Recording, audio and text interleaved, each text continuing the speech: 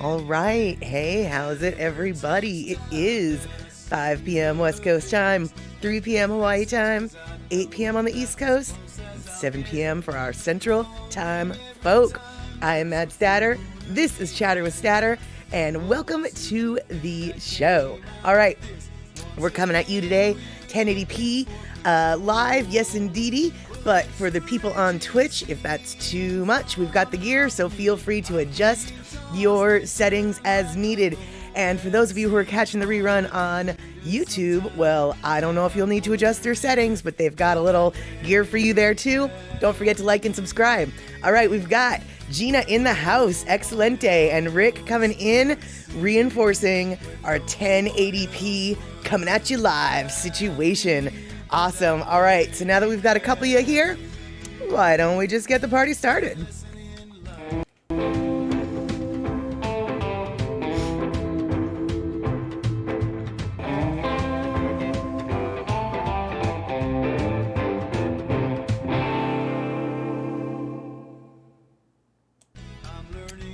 Perfection. Alrighty then. Okay, so this week, I don't know, this week is like the week between the Christmas holiday and the New Year's holiday. Sort of seems like it's a dead holiday, or not a dead holiday, a dead week. Only things are only getting partially done, as it were. So, in that spirit, yeah, I'm not so sure I've got a whole lot lined up for you today either. But I said that last week or last Sunday, and we ended up chattering away about everything and nothing. So perhaps we can do that again today. That being said, if we cannot muster the chatter, I do have a couple videos that we can watch, all of which take place on different islands of Hawaii. And so if we want to travel to the tropics during this wintry, dark holiday week, then we have that option, both Molokai and Oahu. Yes, indeedy, that is right. Yeah, Rick, exactly. The holiday week is just slow, right? And unfortunately, actually, oddly enough, I'm kind of busy this week at work only because of last week's ice storm and snowstorm 1-2 punch that kept me at home for like 4 of the 5 days. And I was not able to get some things taken care of. So I've actually been a little bit busier than I expected at my main work, which is part of the reason why I've been slacking at this stream work, because, the upcoming tax year is just around the corner, and believe it or not, we actually prepare for it. Now, I know that, it's like, what is there to prepare for the taxes? Taxes are what taxes are. Well, darling, that's what you pay us for. So you don't have to worry about nothing about taxes, and we can take care of it for you. Because, yeah, there is stuff to worry about. And I have to tell you, I get really confused about what year it is around this time of year. Because I'm working with 2001 taxes. We're in the 2022 year, but I'm prepping for the 2023 tax year. So when I went to the bank today and they were asking me, they were verifying the date, basically, I had to stop and I was like, I don't know what year it is. Because I don't know what year it is. I think it's 2022. That's the story I'm going to stick with. And let's see here. Oh, Rick, excellent. 45 degrees today. Half the snow melted off. Perfection. Yeah, it wasn't until we hit 50 degrees here in Seattle that the ice started to disappear, because it was a thick bit of ice.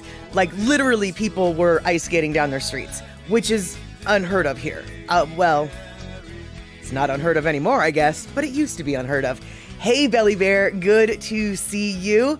Darlene sliding on in as well. Rick, you're looking for the 2020 IRS 1040 instructions, still not on their website. I'm not actually surprised about that. And here is one reason why I'm not surprised. But before I give you the one reason why I'm not surprised, Belly Bear, I love this shirt too. You bought one for you, your son loved it, so you had to buy another. There you go. Good. And I'm glad that you were able to get them when you could, because this shirt is no longer available. Lono is no longer providing shirts. He went through the last shipment, and from my understanding, these are it. Now, who knows? There might be other shirts in the works, but this particular version, I do believe, is no longer available. And Rick, to get back to what I was saying, so literally, all right, so a while back, Congress passed this weird law that basically stated any bank account that had over $600 moved through it in a year is going to require a 1099-K to be provided, which is a whole other set of forms for reporting, etc. A 1099-K used to just be for businesses, but now they've put it on the individuals as well. Well, just a few weeks ago, that mandate has been removed. And so basically the IRS doesn't have instructions yet because they were busy building instructions for this one thing that you were supposed to have to do.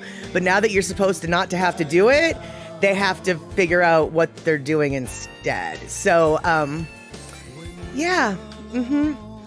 Yeah.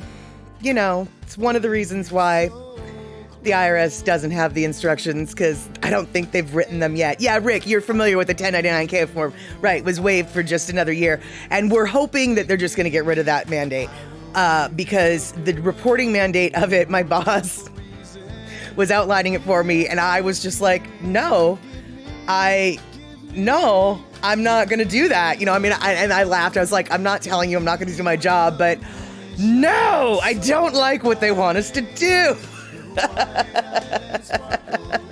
So, yeah, but anyway, we're not going to talk about taxes on this stream unless all y'all want to talk about taxes, in which case I can definitely tell you some things and stuff. But let's just wait until April for that kind of talk, right? Kenny from the Cove, any updates on the new black cat? Has he joined the tribe officially? All right, so for those of you who don't know what Kenny's talking about, just the other day, I'm going to say yesterday, but maybe it was the day before. We're not going to get into the details. I looked out my back door, and I thought that my cat Ashes, I already thought that she had gone outside. So I looked at my back door, and I saw Ashes, my black cat, coming out from under the shed, which I thought was kind of weird because that's not really where she hangs out when she's outside. But I was like, whatever, she's getting her excitement on. So I turned away from the back door and looked out the front door, or I looked in my house, and there Ashes was sitting on the chair looking out the front window. So I was like, okay, well, obviously that wasn't Ashes. And I was like, well, but Dusty I thought was asleep in the bathroom. And so I went to the bathroom, and Dusty was asleep in the bathroom. So now suddenly I've got a third black cat that's living under my shed. And I told people about that on my Facebooks. And no, Kenny, the cat has not even revealed himself to me for the most part. So when the kitty cat does, if and when the kitty cat does start to acclimate himself or herself, I think it's a boy though, to the area, and it starts getting a little bit more brave to come up to the house, then we will decide what to call the kitty. Right now, we do not have a name for him, but I definitely have some pretty good suggestions on my Facebook feed. That being said, my Facebook feed isn't necessarily the place that cats get named best, because as we know, Pussycat here on this stream decided that my gray tabby cat was going to be called Leo, and Leo absolutely agreed with that was a good name for Leo. So there we go. And Belly Bear, all right, take that long distance call, and let's see here. Rick, the 1099K, not like being K on the stream. Precisely, exactly, the big opposite, actually. And so let's see here. Yeah, Rick, exactly. We can start the IRS chatter. We can start the IRS chatter on April 1st. Darlene, are my kitties fixed? If not, you might end up with some more. Darlene, oh my, yes, they are fixed. I've never had an animal that I claim as my own that hasn't been nipped, hasn't been altered, as it were, and because Ashes and Dusty are brother and sister, same litter mate, the last thing I wanted was little inbred black kitties. So when they were like 5 or 6 months old, it was kind of funny. I could definitely tell. Yeah, exactly. Essie Dodger flipper cat. Good to see you, by the way.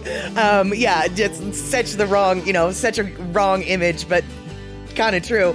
But yeah, when they were 5 or 6 months old, suddenly they started sniffing each other's hindquarters in ways that was like a little bit like, oh yeah, the time has come. The time has come. We need to take some action to make sure that we don't have any babies making babies, as it were. So let's see here. It looks like, eMusic is in the house. I missed that, but I'm super stoked. Hopefully not too much. Oh, there's eMusic. Aloha, eMusic.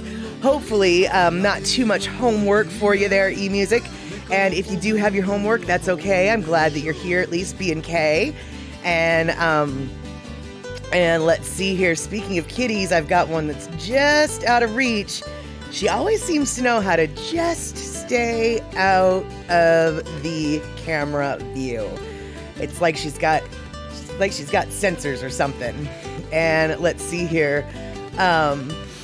So Darlene not only did not produce more kittens, but my daughter, the vet, says it's actually healthy too in regards to infections and things too, especially with stray or outside cats. Yeah, and from what I understand, it cuts back on ovarian cancers. It cuts back on all sorts of future health problems that cats would have for sure. No, I'm a firm believer in spaying and neutering your pets. I think was that Bob Barker that spent his whole, lifetime reminding you to spay and neuter your pets. Because the fact of the matter is, even if we all start spaying and neutering our pets tomorrow, there's still gonna be more pets. Like, it's not like we're not gonna spay and neuter them into extinction.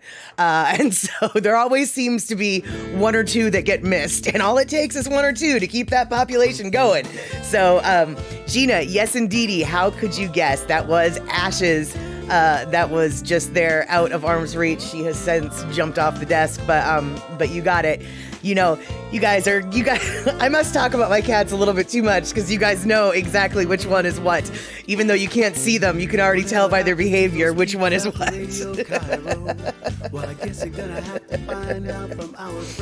Alrighty, so let's see here. Why don't we, even though it's warmed up in the Midwest, just a little bit, I think perhaps we should take a trip down to Molokai and have a nice long Lono break. This is a video that Lono and Vic from Molokai Evie Band created together. Vic did the video editing. I'm not really sure who did the filming. I'm going to assume it was Lono. And then, of course, Lono provided the music for it. So what we're going to do today is we are going to spend about 10 or 11 minutes touring around Molokai, seeing some of the sights.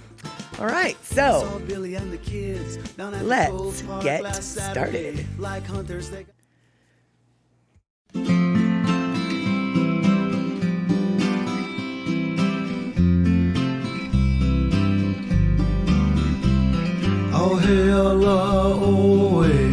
Mai ka ili Molokai nui a hina Hoi mai ka ua E pili a he ala oe Hoi mai A he ala oe Hoi mai Molokai nui a hina Ho me hanau pule o Aina kaya ke a me kuapaka.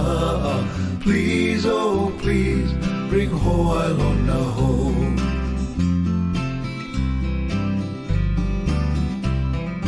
He puna hele Hawaii Lona.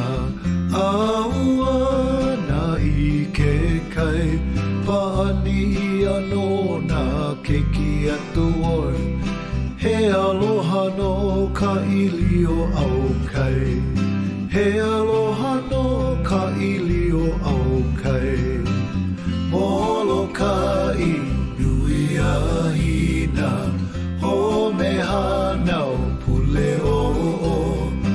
Aina kaya ke ame kuapaka'a.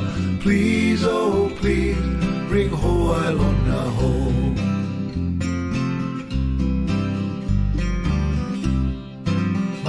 Make au e haoli ia oi. E ke aloha. Hoa i paani kai papau. He puna hele hoa lona.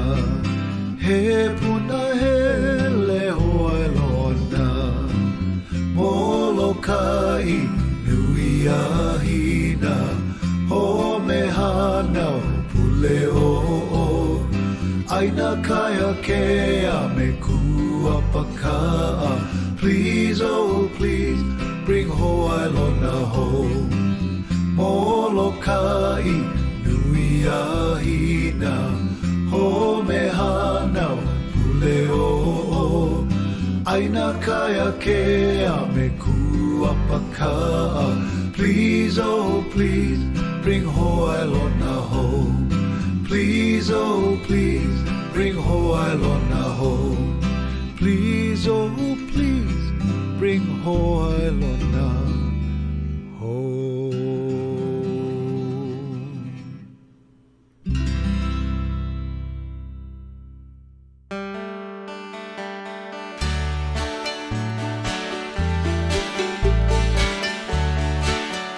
E aloha no ka imi ka hua o ka hula piko pea. Ko amana hano hano ko inoa kako ka lahui o Molokai luna. Hey no ano me Molokai nui ahina e ola mau e aloha wau ia oe o me hana o pule o me Molokai nui ahina e ola mau e aloha wau ia oe o me hana o pule o. E aloha no kaya kea ho aloha kamehameha me waka-ainana ano hano ko inoa kako ka lahui o Molokai luna. Hei no ano me Molokai nui ahina e ola mau e aloha wau ia oe o me hana o pule o. Me Molokai nui ahina e ola mau e aloha wau ia oe o me hana o pule o. E aloha no makua Demian o ka lau papa kana aina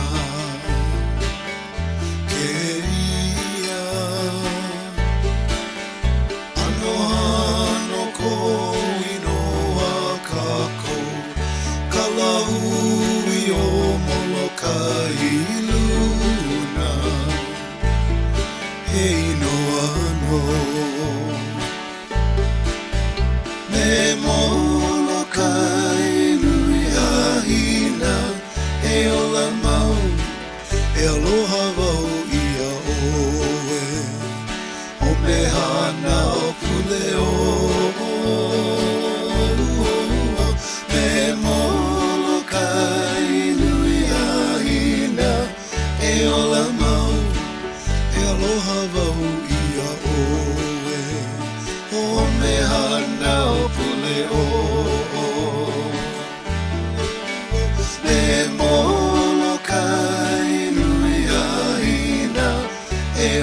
mau, e aloha wau ia oe.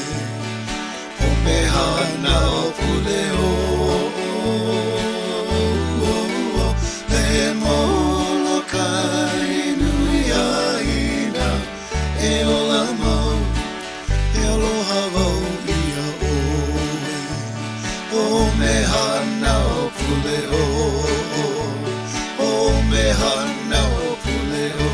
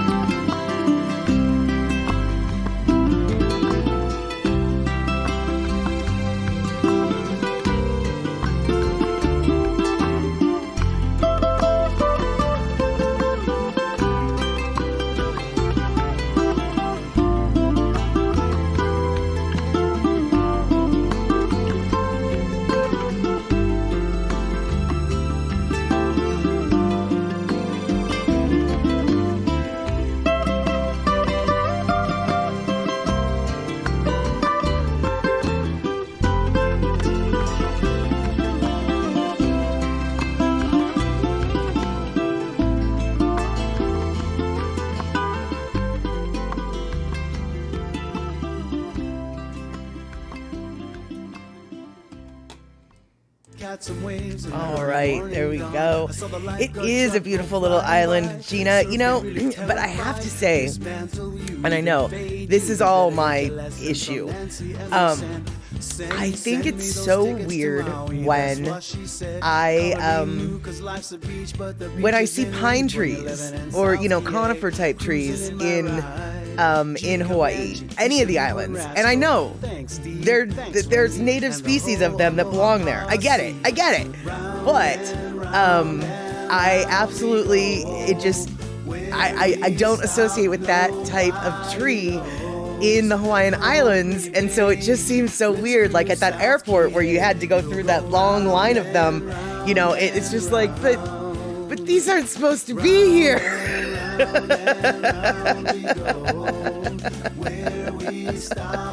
Andre, good to see you. Yes, top meow rated cat lady in Burien. Yes, I am loved by all of the kitties, I have to say. Even the one that bit me does love me. When he comes in, he's got you guys, it's actually like really cute. He's got the tiniest little meow. He's just like meow, meow. And he wants me to scratch his ears. And then after I scratch his ears, he's just like meow. And then he wants to, you know, eat his food, and then he meows to get outside. He's got me wrapped around his little finger, so to speak. But I know that he's not wrapped around my little finger because that's what he went and bit. Oh, e-music. I am right. The trees were brought into Hawaii. Okay, so I'm not wrong there. It just seems so weird to me. And so I guess I'm glad to know that it is a little bit weird to have those things. Now, when Now, I will admit, when I was on Kauai and we went to the top of the canyon where it was super wet and there was some evergreens and stuff and it was cold up there and it was wet, I actually didn't like, it was just like, okay, those seem like they belong here. But when I see them in such a dry area like Molokai, the airport, it just seems so weird. Now, I know that pine trees do grow in dry areas, but it just still, it's a juxtaposition that my brain has a hard time, comprehending. And let's see here. Darlene. Oh, really, Darlene? Cindy Krause has recently rescued a couple kitties, Oreo and Callie. Fantastic. I used to have a calico kitty called Callie when I was a little kid. And let's see here. Darlene, okay, you had one huge tree like that when you stayed in Oahu. Nice. Let's see here. So, Kenny from the Cove, there's even little cat churches in Burien where they worship the statues of Statter. Yeah, I don't know about that.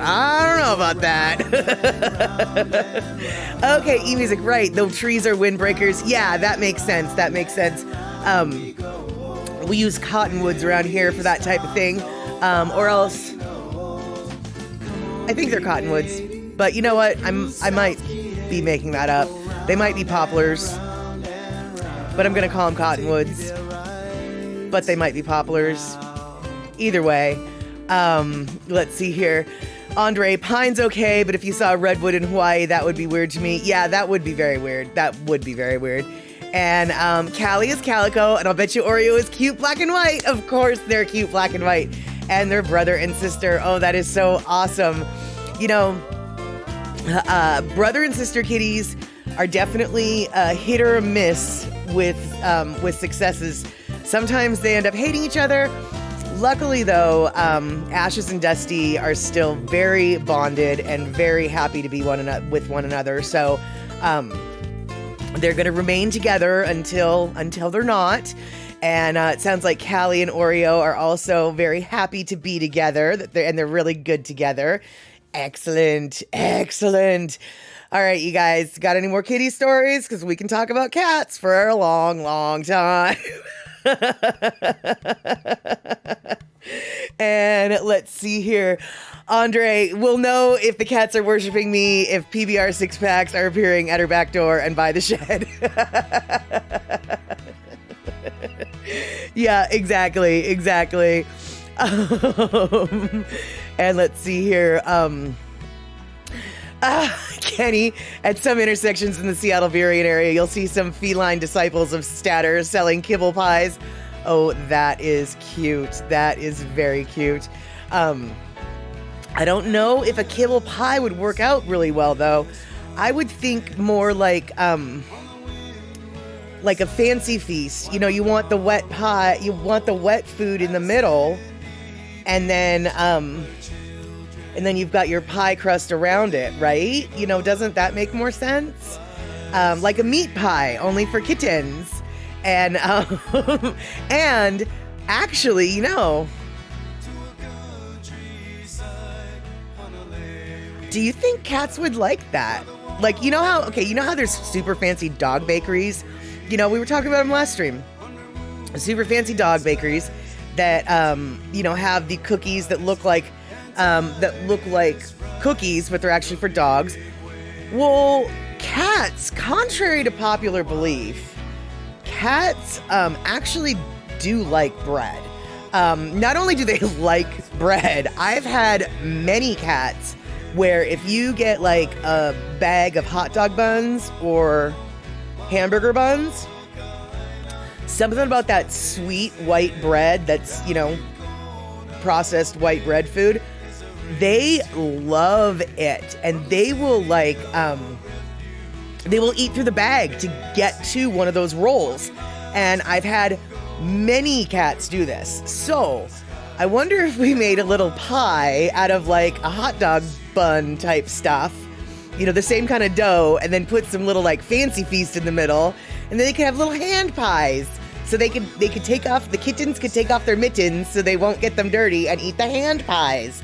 That's what I think. That's what I think I should do if I have way too much time in my hands. And let's see here. Andre, you had a cat that loved green beans and asparagus. Kind of weird, but yeah, cats do that. And my boss's cat, well, not her current cats, but one of her last cats, cantaloupe. Holy flirkin' dude, this cat, you could have tuna, you could have a plate full of tuna or a plate full of cantaloupe, and that cat would ignore the tuna and go straight for the cantaloupe. Something about cantaloupe and that cat, oh my God. And hey, Poppy Shaney, good to see you. I hope that tomorrow you have a great time. We're not sure what's happening tomorrow, neither Poppy Shaney nor I, but we know that he's going to go to a Sharks game tomorrow, and hopefully he'll have a great time and we'll get to hear all about it, because Poppy Shaney is a season ticket holder for the Sharks, and we like to hear all about the hockey adventures that take place when he goes to a game. All right, so, Rick, you're totally right. The cat wouldn't touch that treat if I made it specially for them. Not even if I put it in a box. They would sit on it on top of the box or in the box before they'd eat it. You're right. You're right. You're right. All right, so no kitty hand pies. No kitty hand pies. Nope, we're not going to do that. Nope. And Kenny, your Hobbs would go insane for Pillsbury Flaky Layers Butter Tastin' Grands biscuits. Isn't that funny? You know, really, I don't know what it is about the carbs, but like, I think, yeah, Darlene even said her daughter's cat got into one of her loaves right through the plastic. Yeah, serious as a heart attack. They will chew through that stupid plastic. I mean, they go insane for it. I don't really understand. I truly don't understand what it is about it. I don't know if it's like sweet to them or I have no idea. But what I do know is cats actually do like bread, especially when they know it's not for them. That's really what it is, probably. It's like, oh, I know I'm not supposed to eat that, so I better. Oh, yeah, that's not for me, so I better go take a bite. Yeah, that's what that is. And let's see here. Took the Pacific Surfliner up, dropped us off at the Shark Tank. SD Dodger, I'm assuming you're talking about the San Jose Shark Tank, perhaps? Nice. That sounds like a plan. That sounds like a great train stop. And let's see here. Andre, you saw a company that made catnip look like pot buds and little joints full of catnip. I don't think that's a good idea because they all start going after your stash. Well, that's true. But actually, though, I'm not so sure they made the catnip look like buds. Because actually, I used to grow catnip in my backyard. Part of how my house got to be a cat central area. But I used to have a backyard full of catnip. And seriously, when the catnip buds are coming into bloom, they really do look like marijuana buds. Hey, C. Honda, good to see you. And so much so, in fact, that I had some prime catnip bud stuffed in a plastic Ziploc baggie on the seat of the passenger seat of my car, and I was gonna give it to one of my friends with cats. And as I was driving, I was just like, you know, because this was before weed was legal, right? And I'm just like, that looks a little too much like something suspicious. I think I'm gonna put even though it's perfectly legal to have a bag full of catnip in your car, it looked so much like weed that I was just like, you know, I don't want to risk getting my car searched over a bag of catnip. Because even though I think my car might be empty of anything else, I really don't know. I really don't know, you know, what's in the cushions or I don't know. And so... So yeah, I don't know if they necessarily made them look like buds because that's really what they look like. And see, Honda, okay, so right, your cat is indifferent to catnip, but loves buns. Right, I mean, what is the deal? It just makes no sense to me. I thought that cats were supposed to be meat eaters. I thought cats were supposed to be following the keto diet. I thought they were all about being paleo. I didn't think that they liked processed, refined carbs. And then let's see here. Andre, you can graft hops to a pot plant, and the hops will get some of it in there that might make some strong beer.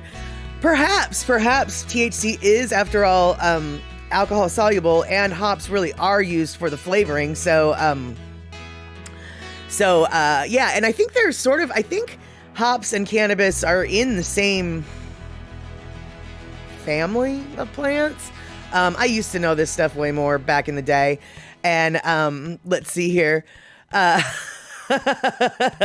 Rick, you might have made yourself some catnip tea from foraging mint from the garden. That's funny. That is so cute. That is hysterical. So Kenny, though, okay.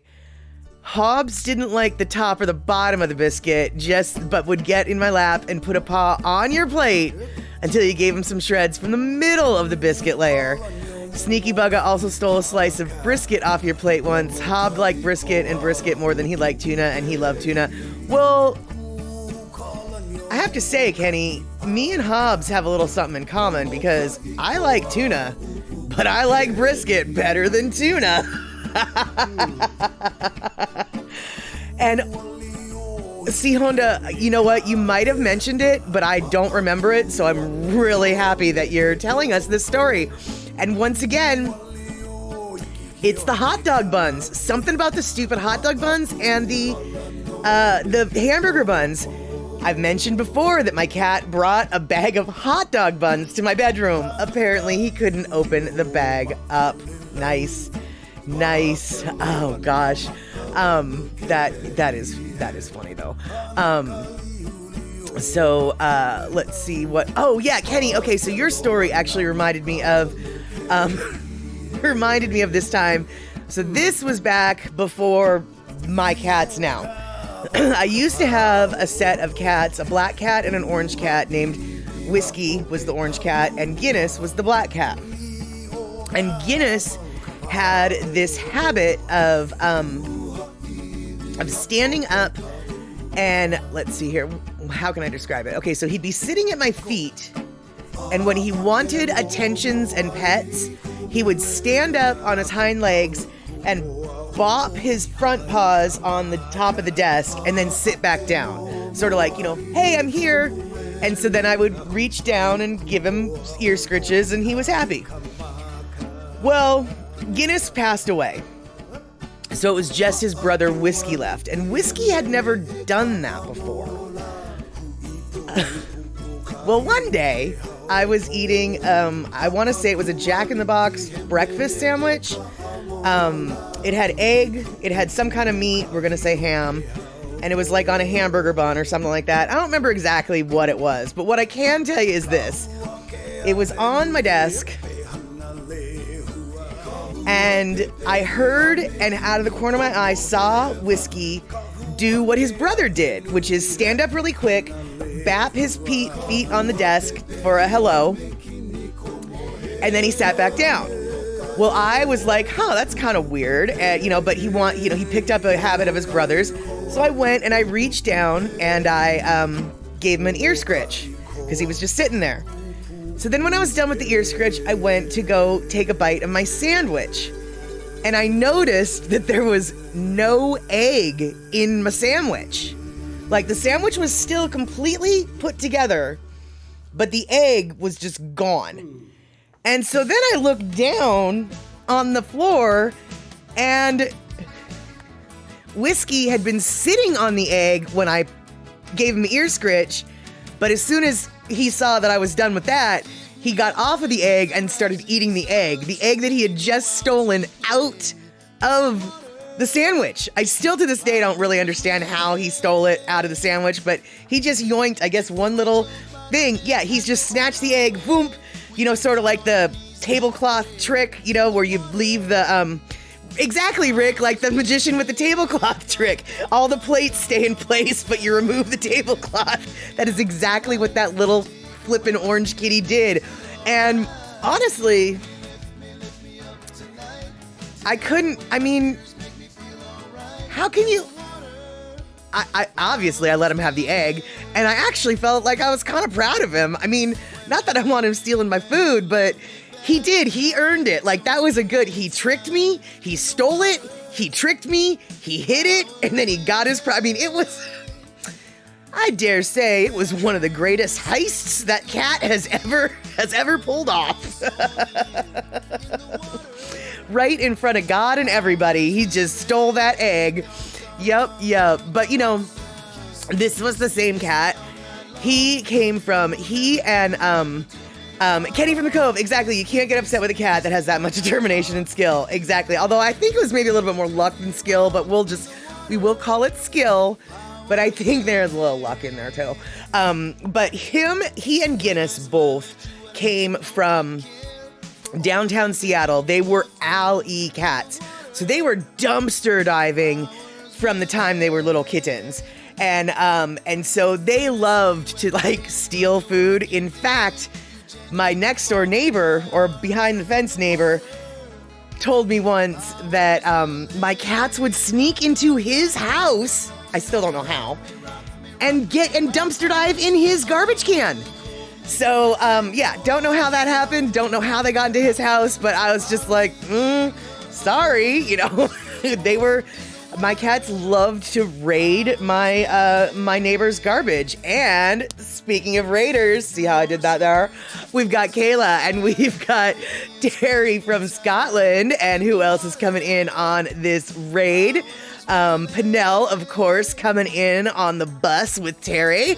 Fantastic, you guys. We are basically talking about random pet stories, and I'm going off about all my kittens, but we can definitely change that topic because crazy cat ladies like myself don't really need any excuse to talk about their cats, and here I am talking about my cats. So if you want to talk about your cats or your dogs or something completely different, we can do that. So, Kayla, hope you are feeling well. And let me see here. Am I also... Hold on. Okay, no. All right, never mind. I got confused. All right, so Terry in Scotland, thank you so much for re-upping that sub, 15 months. It's hard to believe we've been on this Twitch train together for so flippin' long. Good to see you, Terry. I need to up my Twitch game. I think I've been resting on my laurels for just a little bit too long now. So as I've said the last several streams, and I know it's going to get really old until I actually do it, but I need to figure out how to get emotes to go across the screen and stuff. That's my that's my goal. Andre, thank you so much for the biddies, and it looks like we've got a hype train on the way. Let's see here, getting close. And Kayla, speaking of dogs, I used to have a Shih Tzu once. She had 7 puppies. See, Honda, thank you for the biddies. And oh my God, 7 puppies sounds noisy, but it also sounds super cute. And because they were Shih Tzus, it sounds really fluffy. All of the fluff. Cute little fluff balls. Like I said earlier, I've never had an animal that gave birth to other animals, so even though I am a crazy cat lady, I have not experienced the joy of kittenhood, or of, the tiny kittens, as it were, and you know what, that's okay. I haven't experienced the joy of babyhood for humans, and I guess I don't need to experience the hassle of babyhood in kittens. And Andre, thank you again for the more bits, and you gave them all to family. Nice, exactly. And Andre, do I want the Twitch for Dummies book? No, there's really no need for that because there's a lot of YouTube tutorials. I just need to sit down and focus on it right now. And so that really, it's just a case of me getting my rear in gear to do this. And so a book will only add to the clutter. We definitely do not need that. And let's see here. Pinnell, you once had had 4 2-week-old kittens with no mother. Oh my goodness, so cute.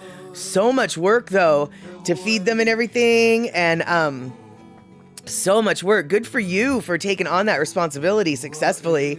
And Darlene, when you were a kid, your dog had 6 pups. I'll bet you that's got to be the coolest flipping thing as a kid. Because, it's really your mom and dad that are probably going to be taking care of the hassle of it, right? And let's see here. Good deal, Gina. You've got your little ones, Pepper and Pimpin. Pepper and Pippin, not Pimpin, Pippin. They're all altered and safe from the little puppers, or kittens, I mean. And Andre, you had a cat sneak into your house when you were a kid, and she had kittens in your house. Well, you must have had a high rating on Meow back in the day as well. Obviously, a very safe spot for that kitten. I remember seeing on the internet, there was this guy who opened what was it? He found a cat in the bottom of his dresser drawer or something. And he was just like, I don't own a cat. And then she gave birth to 5 kittens. And so he was just like, well, now I have 6 cats. And he kept them all the story arc of this guy. It's so very cute because, He was just like, I'm a cat dad now. I never thought I wanted to be a dad. I never thought I liked cats. But he fell in love with the cat. Oh, that's funny. Kayla, one time you found a gopher snake in your garage. That's not bad, though. I mean, because gopher snakes at least aren't poisonous, right? As long as the snake isn't poisonous, let me go backwards. As long as a snake isn't poisonous and isn't big enough to eat me, I really don't have a problem with snakes. And let's see here. Let's see. Kenny, you're saying Hobbs was such a small kitten when you brought him home from the shelter, barely a handful on the way home. You sang Still Knocked to him so he would stay calm on the trip. By the time you pulled up into his driveway, he was sound asleep. Oh, that is so cute. That is so cute. And Darlene, at first Mama wouldn't let us near them till they were a bit older, eyes open and moving on their own more. But yeah, they were so much fun. Yeah, well, of course, Mama better not have let you guys, near them, because, those are hers. Oh, Pinnell, you kept one of the kittens. Nice. She called herself Fluffy. I love how you're like, yeah, the cat named herself Fluffy, because that's kind of how it goes. I mean, it just is. And let's see here. Andre, thank you so much for those bits. I think the hype train is now over, which is super awesome that we got there to the hype train. I cannot believe I think we've had a hype train 2 or 3 shows in a row. Super, super awesome. And speaking of super awesome, oh wait, we hit level 2. All right, never mind. I'm a big old liar. Andre threw down that extra 300 biddies and extended that hype train. Okay. Now wait a second, Terry. See, Honda, is it because of your driving? All right, what? Okay. This is what we're talking about here. See, Honda says to Kenny from the Cove, can you record your singing? My cat cries in the car constantly. Got it. And Terry, you're just like, is it because you're driving? Mm-hmm. No, Terry, it's because you're driving. The cat knows how you drive your bus, and the cat is afraid it's on the party bus. Oh, no, wait, the farty bus. That's why the cat is crying, because he thinks he's on the farty bus. And yeah, exactly, Darlene. Leo had to let me know what name he liked, and he's very happy with it. I can tell he is very happy with it. He acknowledges his name, shall we say, both by meowing and by looking at me when I call him that. So we have Puzzycat to thank for that, or Leo has Puzzycat to thank for that, I guess, for bringing his name out to fruition. Because apparently Leo probably already knew his name. He just couldn't let me know his name. He had to get another cat who spoke English to let me know.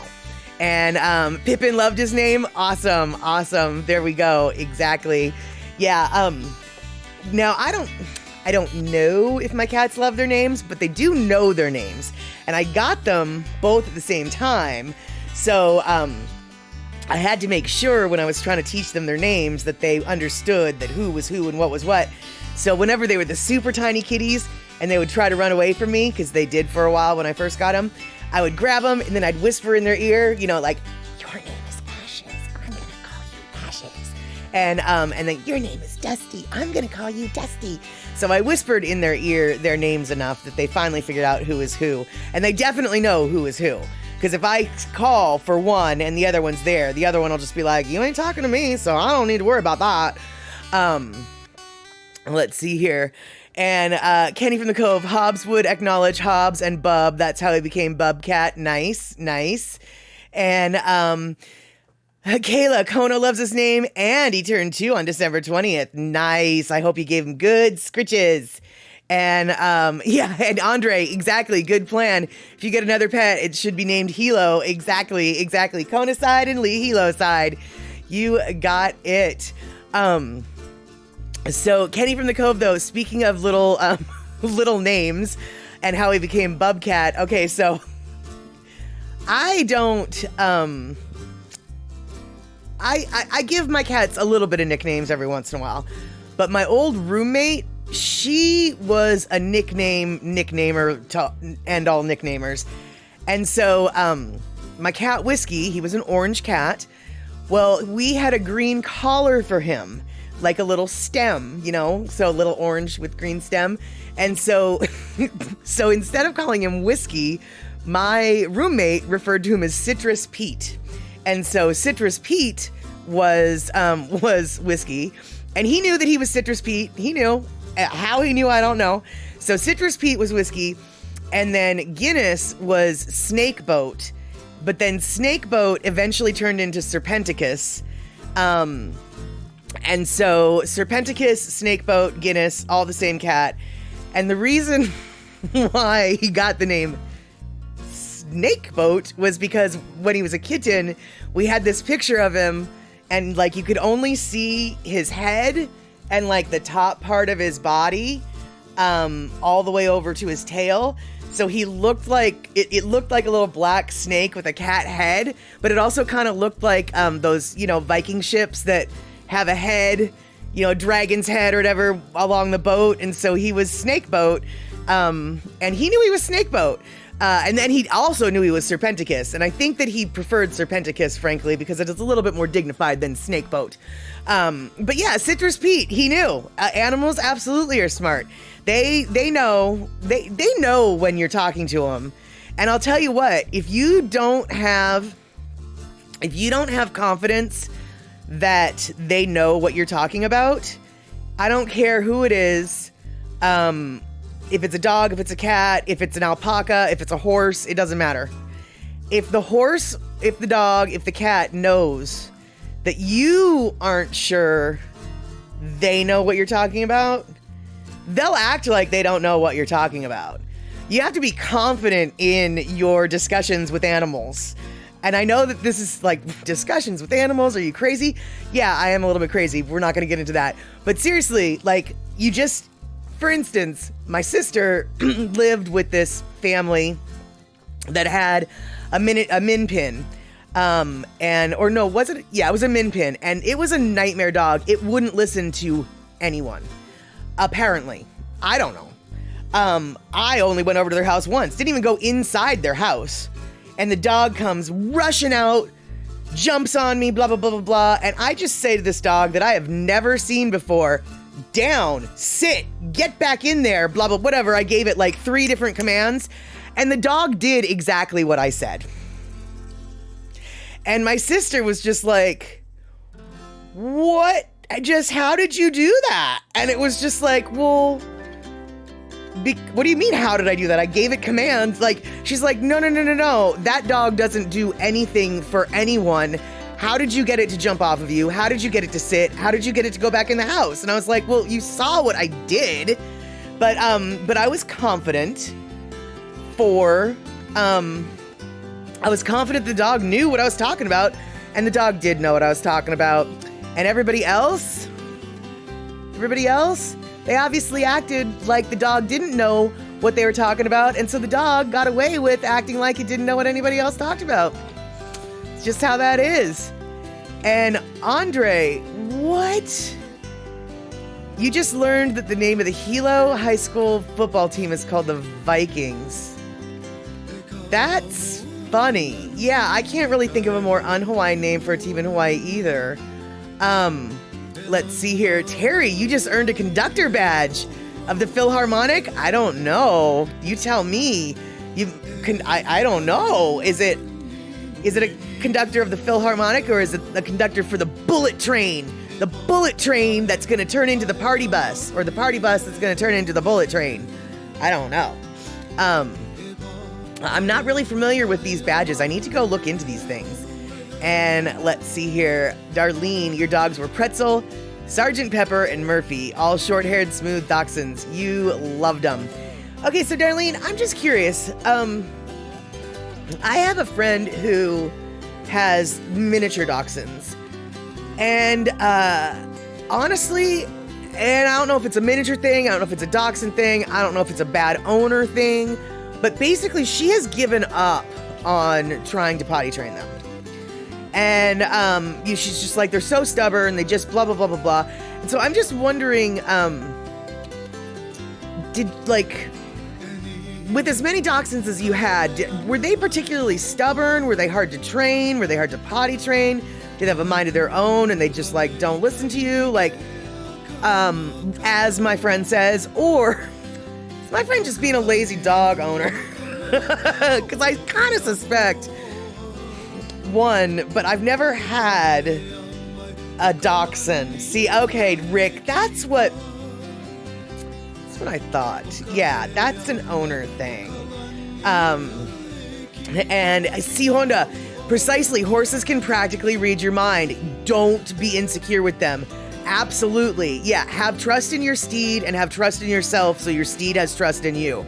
100%. 100%. That is I totally agree with that.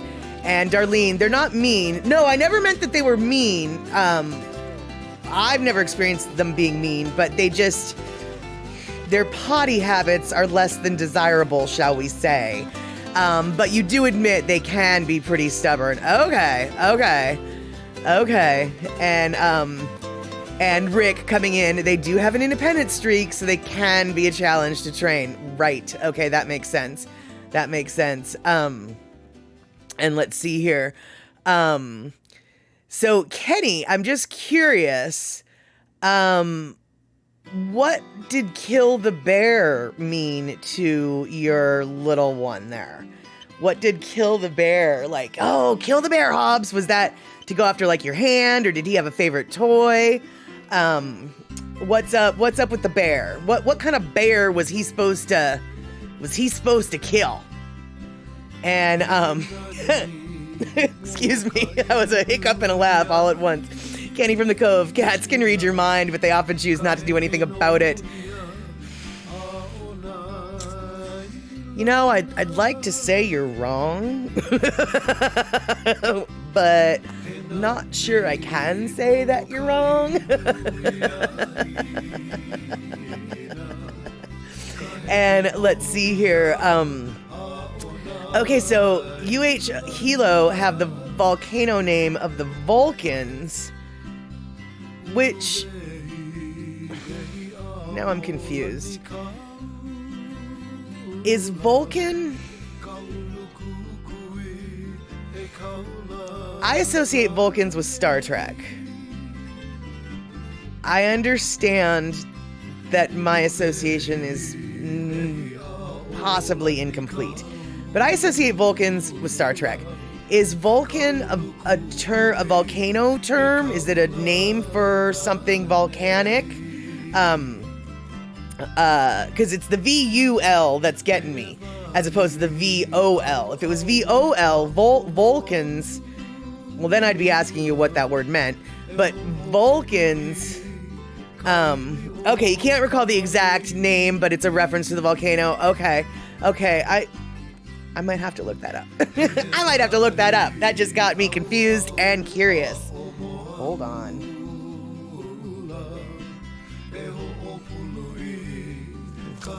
Yep, there we go. Just wrote it down. And let's see here. Okay, wait. Andres come in. Vulcan, the Roman god of blacksmithing, who's forged in the lava pits of Middle Earth. Oh. Okay. I guess that makes sense. And Kayla's come in with Conan knows how to do tricks now. He knows shake. And I remember sometimes when my mom would be like downstairs, Conan would stay next to the gate. Nice. Gina, Vulcan is the Roman god of fire. All right, see, there we go. There is a reason why my association was only partial, only limited, and now I learned something. So thank you guys for depositing just one more little seed of information that it's gonna pop out and sprout a flower in some strange conversation later one day. And okay, so Kenny, Hobbs had a toy. It was a woolly bear. You'd throw it in an excited voice. You'd say, "Hobbs, kill the bear!" Right? Of course. He'd sprint to wherever it was and pounce on it and attack it like his life depended on it. Yeah, so he probably did the bunny punches, the bunny kicks, with his back legs to kill that bear. Oh yeah, that was good bear. That was a good bear to kill. Good way to kill the bear. And let's see here. And Kona loves his Chips toy. I don't know what that is, but if it's got chips in it, I'll bet you any dog would love that. And he has a squirrel pet named Taz. Nice. And see, Honda, you try to increase your cat's vocabulary. You think they can learn at least 25 words, but his favorite word is treat. Of course it is. You know, I never really thought about trying to increase my cat's vocabulary. That being said, because I live alone and because I'm a crazy cat lady, I talk to my cats. And so, I mean, I talk to them, you know, and so I feel like they kind of know, they kind of know what I'm saying. And when it comes to certain things, I know for sure they know what I'm saying. But yeah, I think my cats know some words. However, the one thing that I have wondered, because I do live alone, I know this is the strange things that you think about late at night. I wonder what my cats call me. Like, I know what my cats' names are, but my cats don't know what my name is because nobody here is calling me my name. So they don't know who Molly is, right? You know, and so I'm sure that they don't know, they wouldn't call me Molly. I mean, anyway, this is just a little esoteric, I guess, but I do wonder, like, how do they refer to me? You know, it's like, oh, the big food, you know, the food blob. I mean, like, is that what I am? And so, yeah, I don't think that he, I don't think that they know my cats don't even know my name, I guess, is what I'm trying to say. And it seems really kind of weird. See, Honda, do I call myself mommy? No, I do not. No. And E-Music, yeah, I mommed them, I guess. Although, yeah, exactly, Andre. The bringer of food and other cats is what they call you. Yeah, that actually is exactly what they call me. And, oh, that's funny, Darlene, that not only did your dogs recognize words, they knew the word treat, even if you spelled it. Oh, that is hysterical. That is funny. You know, but you're right though. I mean, obviously dogs definitely know words, right? At my, where I work, we used to have 2 Rottweiler chow mixes. And if you said the word squirrel, oh my God, dude, they would go nuts. So you weren't allowed to say the word squirrel. Luckily, I don't know how they never caught on. Luckily, you could say squaw and they wouldn't freak out. So whenever we were referring to a squaw in the yard, we would say squaw, just so the dogs wouldn't freak out. But yeah, dogs definitely know the words, like squirrel and walk and treat. 100% treat.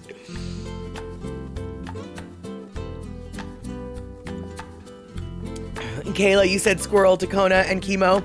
They have no reaction to the word squirrel. Well, they must not have an association with them because clearly the dogs that my bosses had at the time, they were they knew what a squirrel was.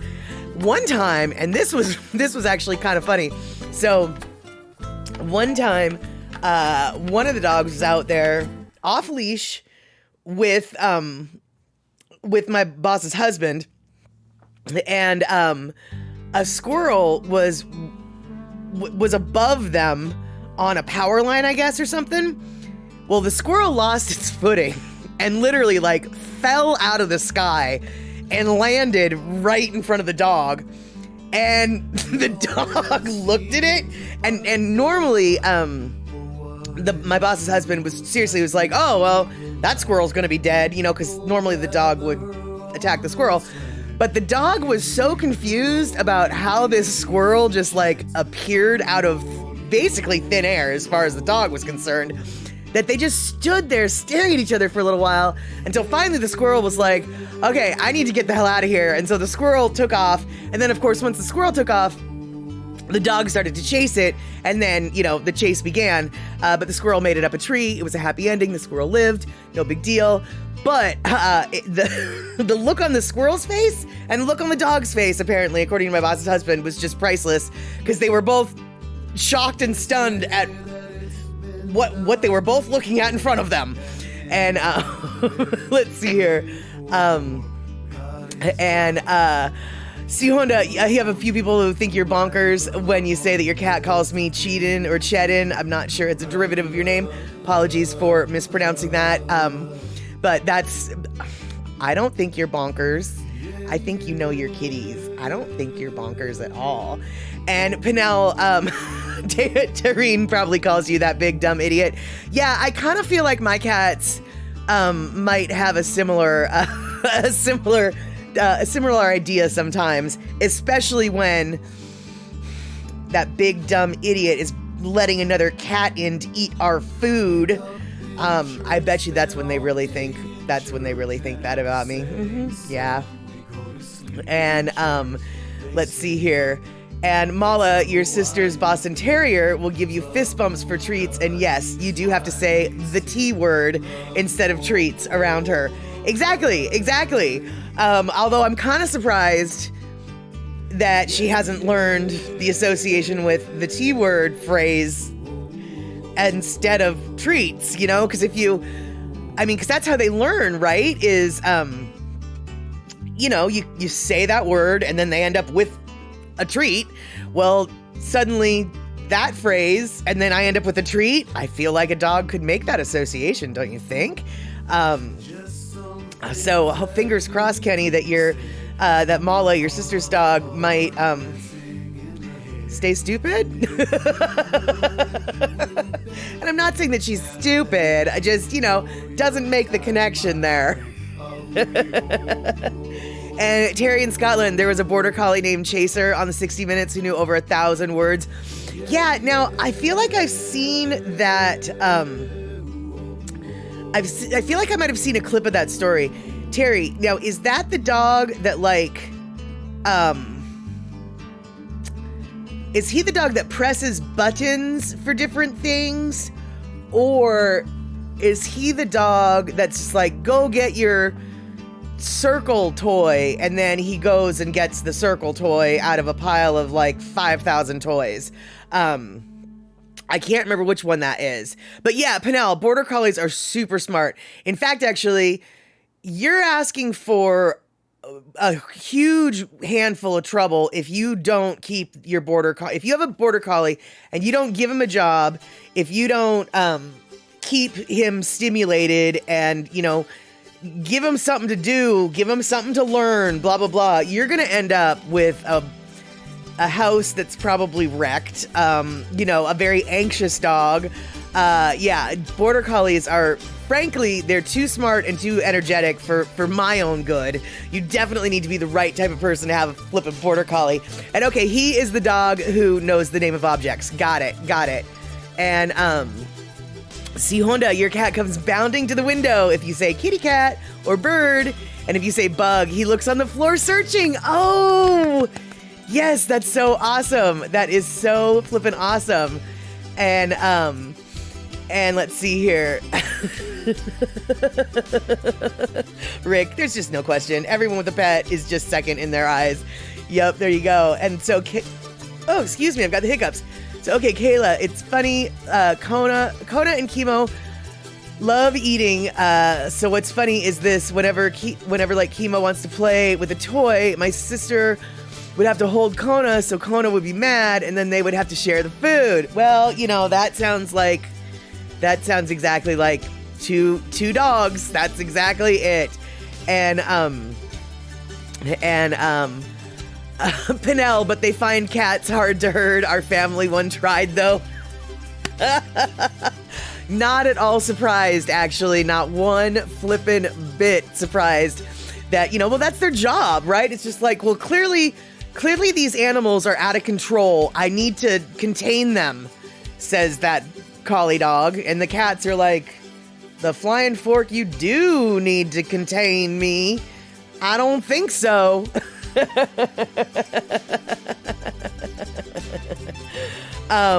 Let's see here. Andre, has anybody trained their border collie to herd their kids?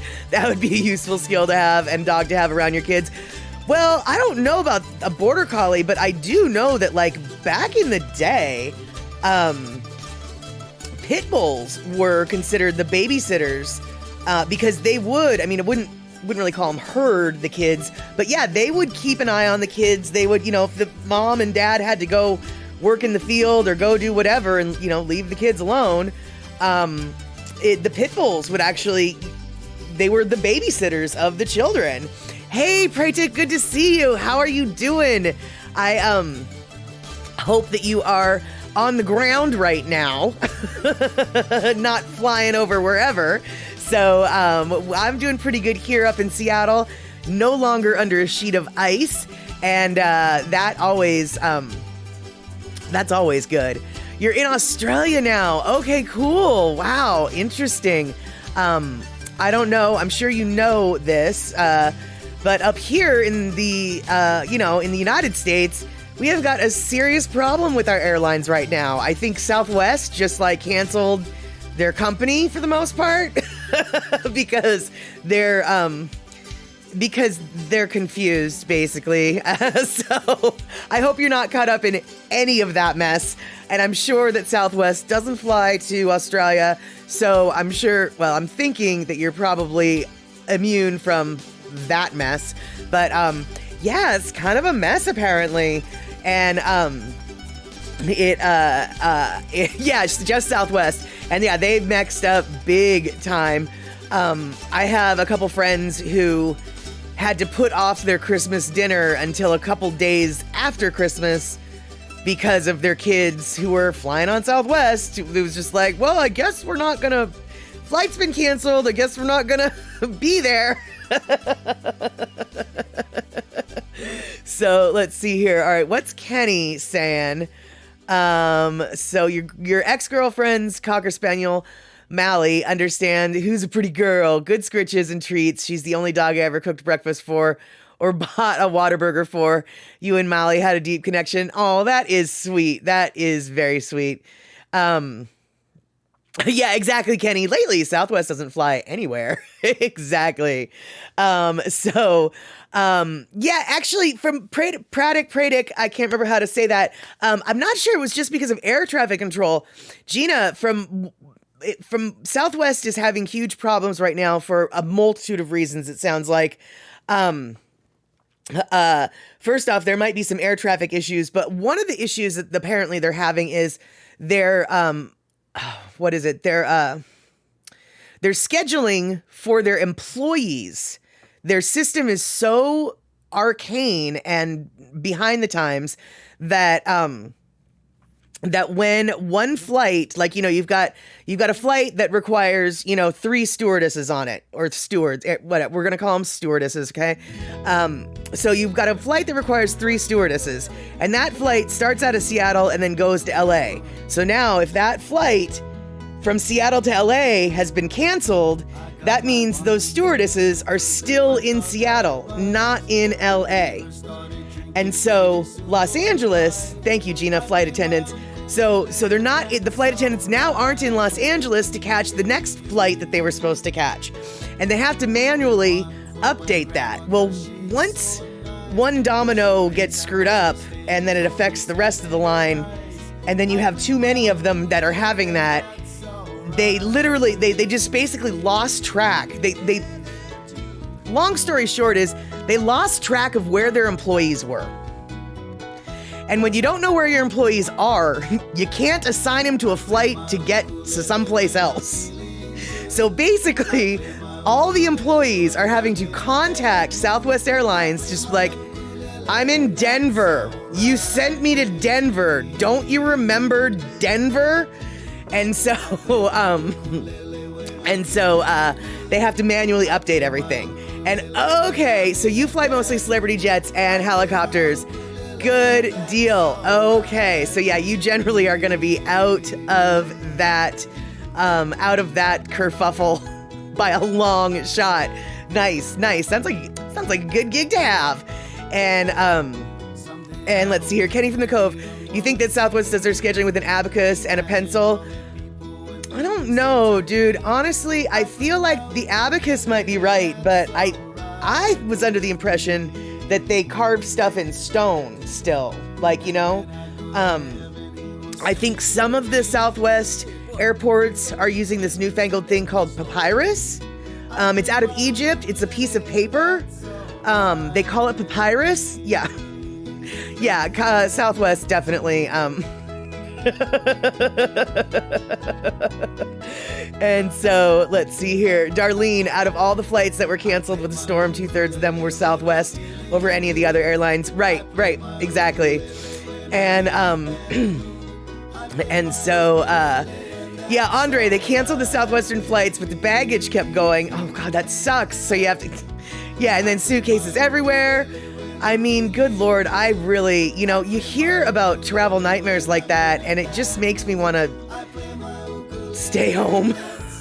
Actually, Andre, it's funny you should say that abacuses do work. I was reading, now I don't know whether or not this is true, but I want to think it is true. I was reading on the internet, right there, I know, red flag. There was, as a joke, okay, so there's this waitress who started a new job at a restaurant. And at the end of the night, they all have to settle their tills and, do their money. So as a joke, the manager handed the new waitress an abacus to fix her books, to do her books for the night. Joke on the manager, not only did the new waitress know how to use an abacus, she settled her books quicker than all the other people who were using calculators, and she had no mistakes. Whereas people who use calculators apparently had a lot of mistakes. So not only do abacuses work, apparently they work really well if you know how to use them. And let's see here. Terry in Scotland, you had a dachshund named Rosie who was so crazy about hot dogs. She jumped through the pickup window at a Dairy Queen once. The girl at the window freaked. That is so funny. And Kenny from the Cove, if you see someone at the airport wearing a GPS collar, they're probably a Southwest employee. No, I don't think so. I don't think so. Not anymore. And let's see here. So you fly Southwest. Last time in Hawaii, you and your family almost got left there. And then a kid in the family got kicked off the plane. Oh, wow. Yeah, I've only flown Southwest once. Predict, stay home, don't fly. That's pretty much exactly how I feel about things. And let's see here. And Andre, they still teach abacus in Asian schools to this day. Honestly, I would kind of like to learn how to use an abacus just because, first off, party trick to blow people's mind. And second off, like, how do you use an abacus? I mean, I've seen them and I still don't, how do you use an abacus? I'm very curious just to learn how to use one, because how do you use an abacus? Let's see. Going back here. And Rick, you're still working on solving your Rubik's Cube. You'll get on that. You'll get on that. You'll get on the abacus right after that. Nice.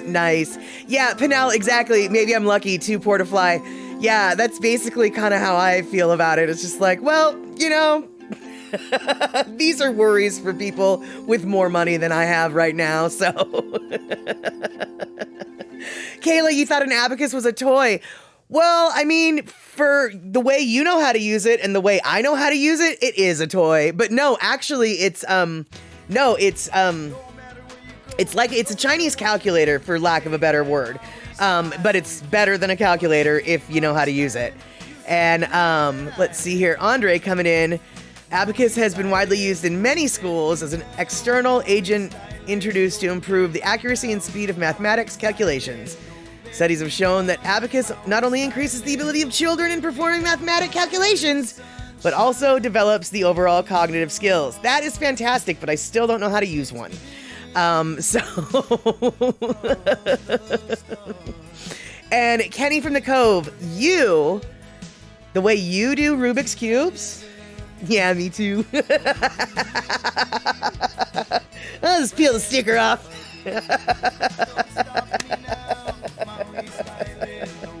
That is exactly how I do the do the Rubik's Cube as well. Yeah.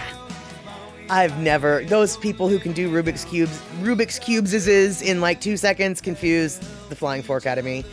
And really, Kayla, you can solve the cube? That's impressive. If you can solve a Rubik's Cube, you might actually be able to use an abacus if someone teaches you, maybe. I don't know. And so it looks like Darlene and Rick's grandson might be from the family of Kenny and me, which is peel the stickers off the cube, put it in a way. Peel the stickers off the cube, make it all right. And you used to have the book. Wow. Okay. All right. Yeah, I just don't. My brain doesn't work like that.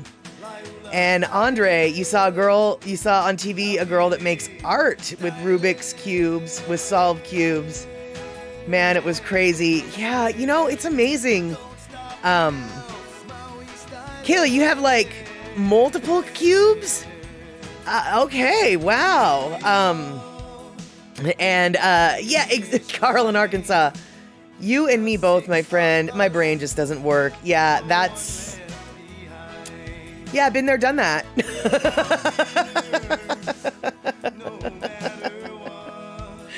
And, Kenny, when your mom caught you peeling the stickers on the cube, she went out and bought me the pyramid that was like the Rubik's Cube kind of puzzle. Yeah, no, I remember the pyramid. And the pyramid to me was even more.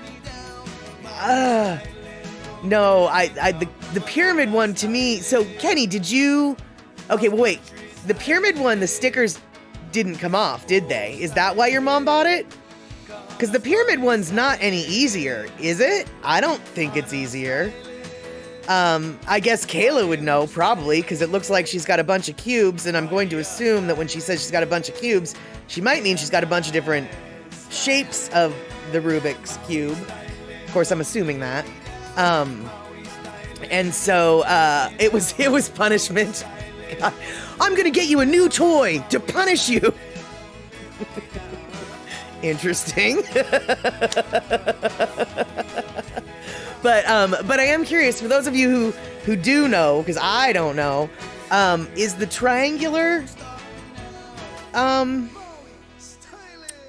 Rubik's Cube, which I know it can't be a cube if it's a pyramid, I know, but the triangular pyramid Rubik, is it easier than the cube? Because I thought that the cube was the first one, and then the other ones were like more advanced. But I also know I don't know what I'm talking about. Which, if you've hung out here long enough, you know that I don't know what I'm talking about quite a bit. So this shouldn't come as a shock. And let's see here. Okay, so Andre, she makes the design on a bigger screen and solves the cubes to be the pixels in the picture. And the pictures are made up of lots of Rubik's Cubes. Wow, trippy. And okay, Kenny, right, yeah, that's what I thought. I thought I remembered that the triangular one did not have stickers that peeled off.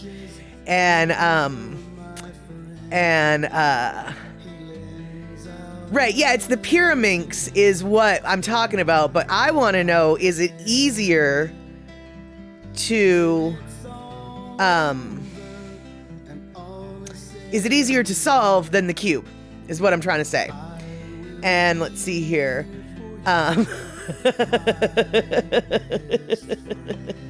Terry in Scotland, Rosie kept showing up at our front door one summer. I couldn't figure out how she was escaping from the backyard.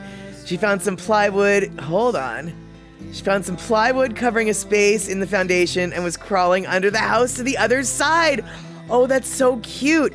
And you know what, Terry? I'll bet you she would just do that. Like, it's nice that she didn't use it to run away, but it's also kind of annoying that she probably used it as a game. I'm gonna go under the house to the front door, so then they have to let me in the front door. And then I'm gonna go out the back door and go under the house to the front door, so then they have to let me in the back door. And then I'm gonna go through the house to the dog door and under the house, because yeah, I'll bet you that's what it was to her. It was just a big fun game. I'm glad she didn't run away, but that big fun game, yeah, she probably dug that. You, on the other hand, was just like, seriously, at the door again? Seriously, at the door again? Seriously, at the door again? If you went one way, you know you could come the other way, too.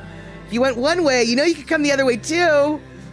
And, oh, the pyramid one is the easy one. Okay. Okay, right on. You put your cube pics in the Discord chat. Fantastic, Kayla. We will definitely take a look-see, once the stream is over. And okay, so Andre's saying that solving a Pyraminx is much easier than a Rubik's Cube. It has a lot of permutations, but let's see here. So it can be solved from any random position in less than 12 moves. Okay. Maybe by someone who knows what they're doing, it can. But not if they're me. Less than 12 moves. Are you kidding me? Yeah, so let's see here. Rick, why would I can't solve the cube. Why would I buy the pyramid? Exactly. And Carl in Arkansas, they're all easy to me. I don't have any. Yeah, exactly. And you know what? They're super easy for me because if I buy them, they're already put together. See, look what I solved it. I opened the package and I solved it. Look at the beautifulness.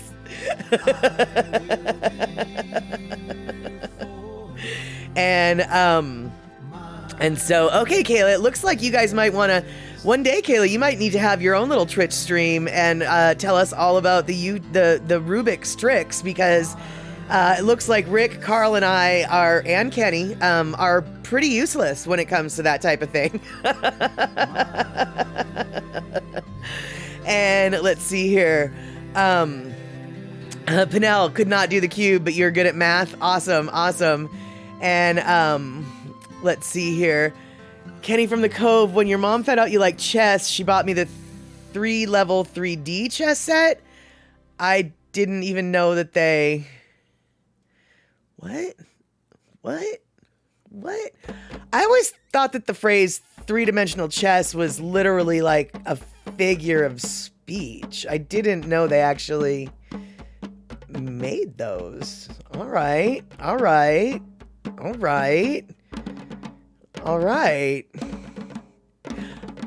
Well, it is, after all those all rights, I feel like Matthew McConaughey. All right. But it is 6:30 and I am sitting here very confused about a lot of things, but three-dimensional chess is basically the cherry on top. So, while I go ponder this, while I go ponder all these things, I want to thank everybody for all of the subs, hanging out, all of the gift subs, all the biddies, and most importantly, I just want to thank you guys for being here today and bringing the chatter, making it scatter. It is a beautiful, beautiful thing. And eMusic, fantastic. I'm glad you like the topics tonight. We managed to stay out of the kitchen. For the most part, we managed to stay out of the kitchen.